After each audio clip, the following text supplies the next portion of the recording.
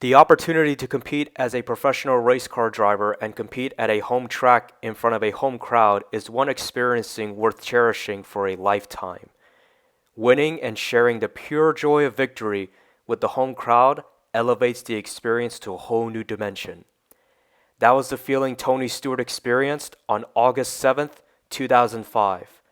For today's date marks the 20th anniversary of when Stewart piloted his number 20 entry to the biggest victory of his illustrious motorsports career, the Brickyard 400 at Indianapolis Motor Speedway, his home track, as he grew up approximately an hour away southeast from the track in Columbus, Indiana. Since competing in the NASCAR Cup Series division in 1999, Stewart recorded an average finishing result of approximately 9.67 during his first 6 starts in the Brickyard 400. Despite starting on pole position for the 2002 event, his best results were a pair of 5th-place finishes that occurred in 2000 and 2004. Stewart had also made 5 consecutive starts in the Indianapolis 500, with his best result being a 5th-place run in 1997. Entering the 2005 Brickyard 400 race weekend, Stewart was coming off a momentous summer streak that involved winning 3 of the previous 5 scheduled events, recording an average finishing result of 3.0 and ascending to 2nd place in the championship standings. Prior to the streak, the Hoosier native's average finishing result was 15.2. He had yet to win throughout the 2005 season, and he was ranked in 6th place. Amid his recent on-track momentum that placed him in contention for a 2nd Cup Series championship, Stewart was both determined and enthusiastic to win at Indianapolis, a track he labeled Holy Grail, and appealed to a hometown crowd of 280,000 in attendance. Starting in 22nd place, Stewart spent the first half of the 2005 event methodically carving his way to the front. By the event's halfway mark on lap 80 of 160, he was racing in 5th place. Then, after restarting in 4th place for a restart on lap 96, Stewart assumed the lead for the first time from Brian Vickers on lap 100. Stewart proceeded to lead the next 33 of 34 laps before he lost the lead to fellow competitor Casey Kane with 27 laps remaining. Nevertheless, Stewart kept his childhood dreams alive by reeling in on Kane as the laps dwindled. Then, a greater opportunity for Stewart to win at Indianapolis occurred when Jimmy Johnson wrecked in turn 4 and drew a caution with 18 laps remaining, which jumbled up the field for a late race shootout. During what would be the final restart with 11 laps remaining, Stewart used the inside lane through the first 2 turns to reassume the lead from Kane.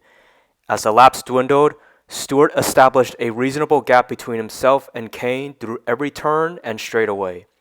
And with the lead still in his possession during the final lap, he proceeded to beat Kane by more than 0.7 of a second to win, much to the delight of his Hoosier fans, his team, and the driver himself. Once Stewart returned to the front stretch after the checkered flag flew, the celebration was on, which commenced with the driver doing a Polish victory lap. This involved Stewart driving his car the reverse direction of the track while he waved to the fans simultaneously.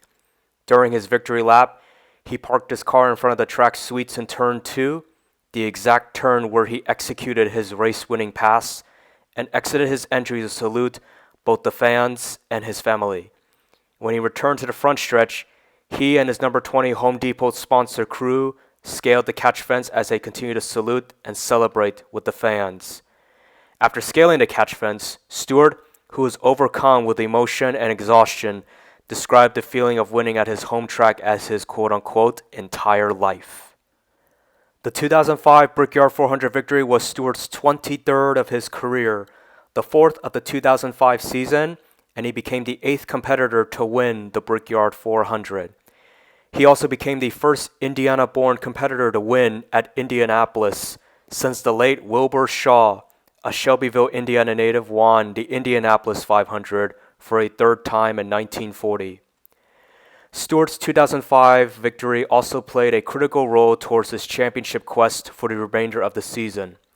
Having assumed the points lead for the first time with the Indianapolis victory, He would win only one more time throughout the 2005 campaign, which occurred the week after Indy at Watkins Glen International. He proceeded to make the chase for the Nextel Cup and claim his second championship by 35 points over both Greg Biffle and Carl Edwards.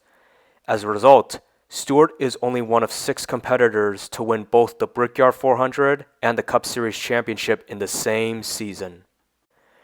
2 years later, Stewart doubled down in front of his home crowd by winning the Brickyard 400 for a second time. Stewart's latest victory occurred after he prevailed in another late duel with his longtime friend, future teammate, and former Brickyard winner, Kevin Harvick. To date, Stewart is tied with Dale Jarrett and Kyle Busch in having the 4th most Brickyard 400 victories as a competitor at 2 apiece.